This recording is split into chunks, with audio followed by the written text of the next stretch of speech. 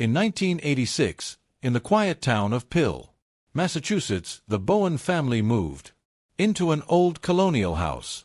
Frank Bowen was raising his two daughters alone after the tragic loss of their mother. Tina was 16 and her younger sister Karen was just 9. They were a close-knit family trying to heal. Not long after moving in, strange things started happening around the house. It began with small stuff, tapping noises in the walls, lights turning on and off by themselves, and furniture appearing slightly out of place. The family dismissed it as the quirks of an old home. Then things escalated. One night, Tina and Karen attempted to use a Ouija board for fun. They laughed at first, but their faces dropped when the board began to respond. Moments later, they heard 3 distinct knocks coming from inside the wall. That's when the fear started to take root. More nights passed and more things went wrong. Objects went missing. The TV would turn on in the middle of the night. Frank began to feel watched, but nothing prepared them for what came next. Frank came home one evening to complete chaos. The house was freezing cold despite the heat being on. Radios blared static. The television was on, with no signal. He climbed the stairs and found something horrifying. Standing in the hallway was a teenage boy he didn't recognize. He wore a wig and wedding dress. His face was smeared with makeup. In his hand, he held a hatchet. It was Daniel Lant. He had been living in the walls of the Bowen house. He'd broken in months earlier after becoming obsessed with Tina. He'd installed peepholes to spy on her and her family. He moved around the walls and crawl spaces like a rat, coming out only when no one was looking.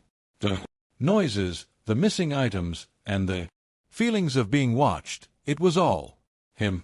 Frank was able to escape with his daughters and alert the police. When officers searched the house, they found Daniel hiding in a narrow wall cavity, crouched and silent. There were tunnels carved out behind the walls, complete with blankets, food wrappers, and peepholes. Lant was arrested, but later released on bail. Not long after, he broke into another home and brutally murdered a pregnant woman and her 2 children. He was later convicted and sentenced to life in prison. The Bowen family never returned to that house. Ohio State. In 2013, a group of college students rented a house off campus near Ohio State University. It was an old place but cheap, and 10 people shared it. Like most college rentals, it had quirks, bad wiring, flickering lights, and strange noises. No one thought much of it at first, but one tenant, Brett, started noticing odd things. Cabinets were left open. The fridge seemed emptier than it should be. Lights were turned on that no one remembered using. The basement had a door that was always locked, labeled as a utility closet. The landlord said not to worry about it. Then one night, Brett went down to reset the breaker after a power surge. When he turned the corner, he saw a man walking out of the basement. The man was barefoot and calm like he belonged there. Brett froze and asked, "Who are you?" The man said his name was Jeremy, and walked away. Brett and his roommates broke into the locked door. What they found was shocking. Inside was a small, makeshift room, a mattress, personal photos, books, a guitar. Jeremy had been living in there undetected for weeks, maybe even longer. He ate their food, used their bathroom, and moved quietly to avoid being found. Turns out Jeremy had a copy of the house key from a previous tenant and had never officially left. He just started living in the basement after everyone thought he was Gone. The police were called, but Jeremy didn't resist. He packed up and left. No charges were filed, but the roommates were deeply shaken. After that, no one felt safe in the house again. Not long after Jeremy left, another group of students moved into that same house. They'd heard stories, but assumed it was just an urban legend. Soon enough, they started to experience the same things. Missing food, footsteps at night, doors left open. Eventually, one of the roommates ventured into the basement to investigate, and what he found was disturbing. Someone else had moved in again. Another man, older this time, had quietly taken up residence in the dark corners of the basement. His name was Jared. Like Jeremy, he'd gotten a copy of the key and slipped in without being noticed. He wasn't hostile. In fact, he apologized and offered to leave. But the idea that he had been there sleeping beneath them, listening and watching it, left the house in a state of paranoia. The house was never the same. The students started locking every door, adding cameras, and avoiding the basement altogether. They later learned that there was a term for this: frogging, when someone secretly lives in another person's home without them knowing. But for them, it wasn't a story or concept. It was real, and it changed the rest of their living experience in the house. Washington. This story was sent to me by a girl named Ashley. She lives alone in a small one-bedroom house outside Spokane, Washington. She moved in last winter. The place is old but charming, quiet street, and decent size. Her friends warned her about living alone in a house that backed up the thick woods, but she liked the privacy. At first, everything was fine. She settled in, decorated, and worked from home as a freelance graphic designer. Weeks went by without incident, until mid-February. It started small and unnoticeable, the kind of things you'd shrug off. A spoon in the sink when she swore she had cleaned it.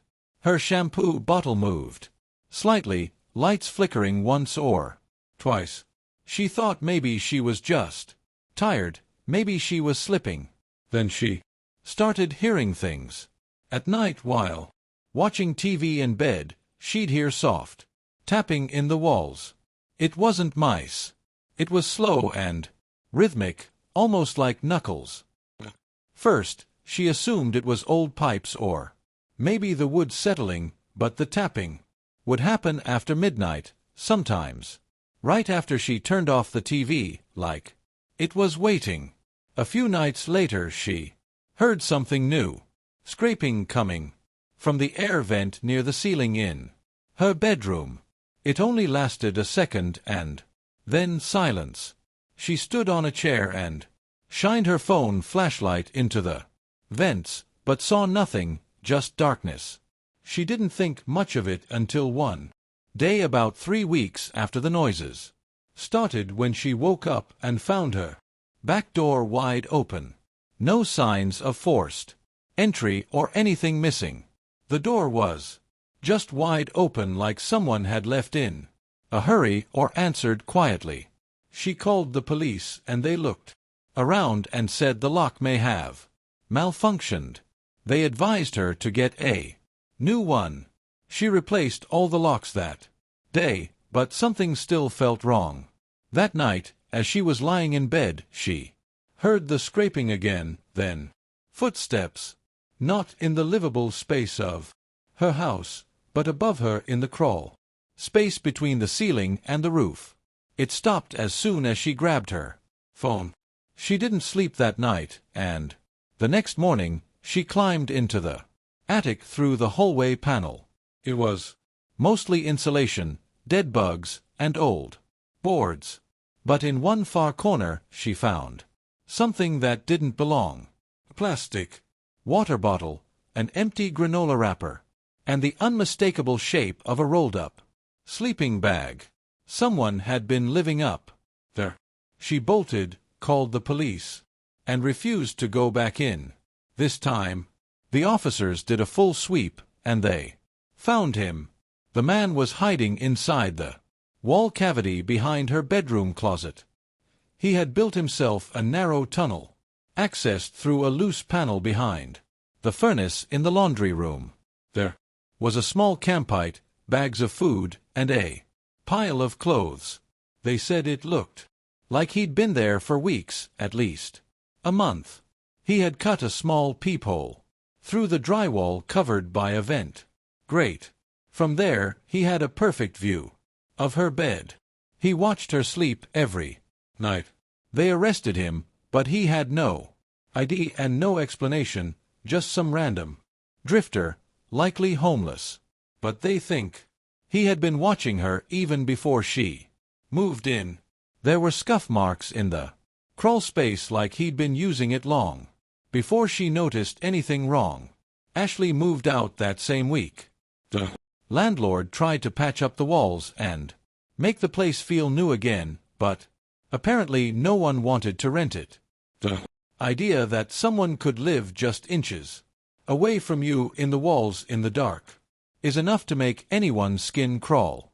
Ashley says, according to the neighbors, a young couple moved into the house a few months later and they quickly moved out within under a month. They never got an explanation why. As far as she knows, the house sits vacant today. Theodore Coneys. The case of Theodore Coneys in Denver, Colorado, 1941.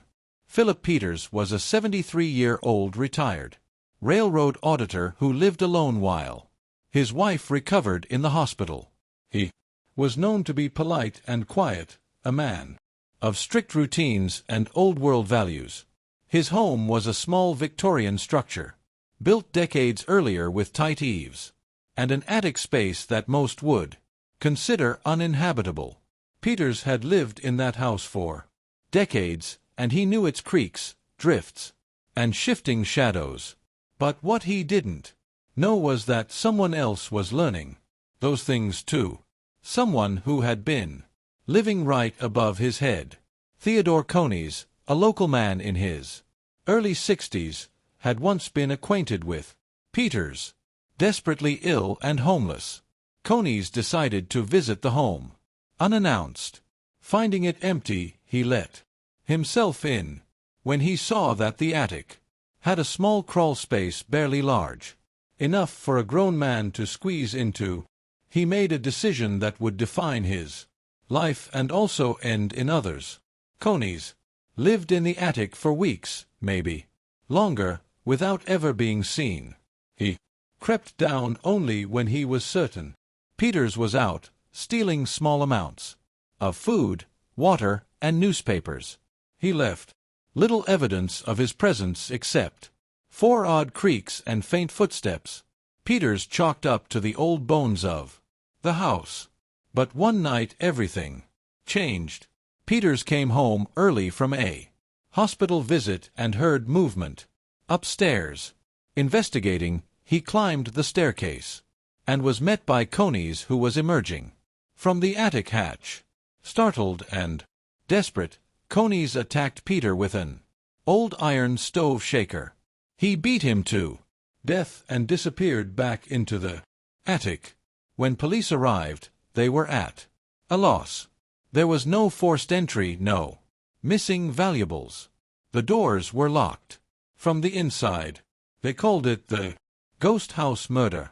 The case went cold. 4 months. Meanwhile, Coney stayed in the attic, living feet above the place. He turned into a crime scene. Eventually, neighbors saw signs of movement in the supposedly abandoned home. The police were called again. When they heard a noise above, they climbed into the attic. There, in a cramped, blackened crawlspace, they found Coneys.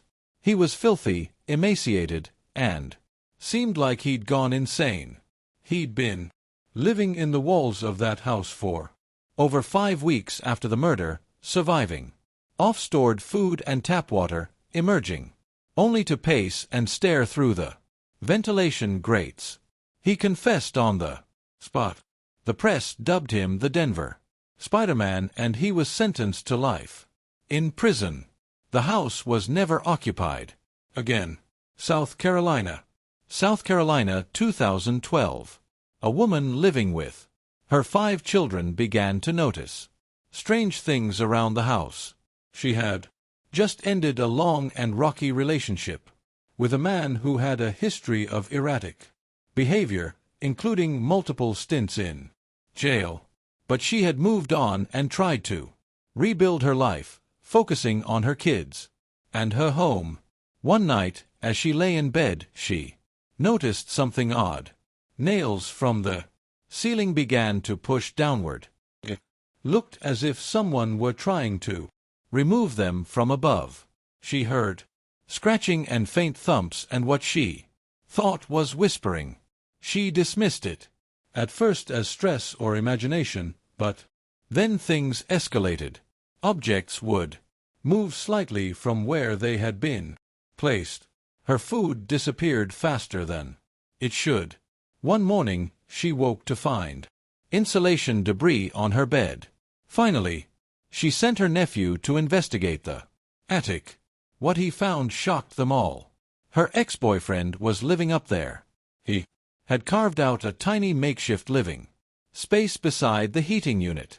He made a bed fashioned from coats and blankets, and he had been spying on her through a vent directly above her bed. There were plastic cups filled with urine and feces, indicating he hadn't left the attic for days. He admitted he had been up there for over 2 weeks. He came down, apologized, and calmly left before the police could arrest him. But the woman was traumatized, knowing that someone she once trusted had watched her and her children sleep mere feet above their heads. The woman stated she would be shaken for life. Oklahoma. In February of 2020, a man in Oklahoma City started to notice some small things around his home were out of place, like a cereal box was half empty when it should have been full. The back door was unlocked one morning. The thermostat was changed in the night. His first thought was a memory lapse, then maybe an animal, or even a prank by a neighbor.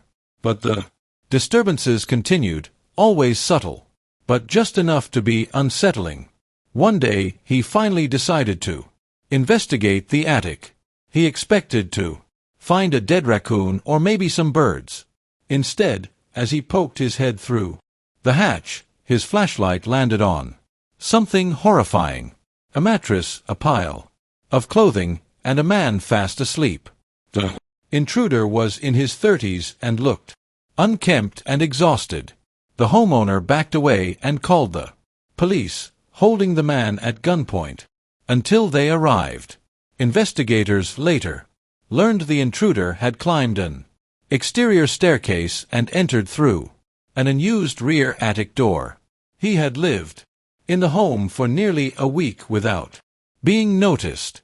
He survived on pantry food, snuck into the bathroom while the homeowner was out, and returned to his hiding spot like a ghost each time. He had no connection to the homeowner, and offered no clear motive beyond desperation. He was arrested and charged with unlawful entry. The homeowner, though unharmed, said the experience forever changed how he viewed his own house. He couldn't sleep in peace, knowing how close someone had been to him, completely undetected. Oregon. Lisa Leihart lives alone in a small 1950s house just outside Portland, Oregon. She bought the home earlier this year after a breakup, eager to start fresh. It wasn't perfect. It creaked in the wind and the pipes groaned sometimes, but it was quiet and cozy, and it was just enough space for her and her dog. At first, she loved the solitude, but about 2 months in, something started to feel off. It began at night when she was in bed. She would hear very soft sounds, like breathing, very muffled and low breathing, like someone with a heavy chest cold exhaling slowly through their nose. And the thing was, it always seemed to come from the same spot, the wall, directly beside her bed. She even moved her nightstand to see if maybe it was a vent or something. There was nothing, just an old blank wall with faded paint, and a strange little square panel about a foot wide bolted shut near the baseboard. It didn't seem important. Maybe an old utility hatch, but the breathing kept happening. Then came the other sounds. Late at night, usually between 2 and 4 a.m., she would hear quiet tapping, like fingers tapping on wood. One night, she was lying still, staring at the ceiling when she heard a whisper. She couldn't make out the words, but it came from inside the wall. That was the first time she left the house in the middle of the night to stay at a friend's place. She told her friend about the noises, and her friend joked that it sounded like her house was haunted, but Lisa didn't think it was a ghost. It sounded too real. She started sleeping on the couch, and even then, some nights she thought she'd heard something faint, like someone crawling through insulation. After about a week of avoiding her bedroom, she finally decided she had to confront it. She took a crowbar to the small square panel on the wall. It came off easier than expected. As it turned out, the screws weren't even holding it in place, so it could have been removed with her bare hands. Behind it was a dark cavity. She turned on her phone flashlight and aimed it into the space. At first, she saw insulation and old wood. Then she noticed that the space actually opened up further. It wasn't just a hollow wall. It was a crawl space, roughly 3 feet wide, stretching back into darkness. She leaned closer. That's when she saw a man sitting in the far corner of the space. His knees were to his chest, and he was filthy pale, and his eyes wide and locked on hers. He didn't move or speak. All he did was stare back at her like he had been waiting for her. She screamed, dropped her phone, and ran. The man didn't come out, but when the police arrived, they searched the crawlspace area, and he was gone. Inside, they found evidence he'd been living there for weeks. A sleeping bag, plastic bottles filled with urine, food, wrappers, and drawings. Hundreds of them, scrolled onto the wood and insulation with pencil and charcoal. Most of them were of a woman, likely Lisa.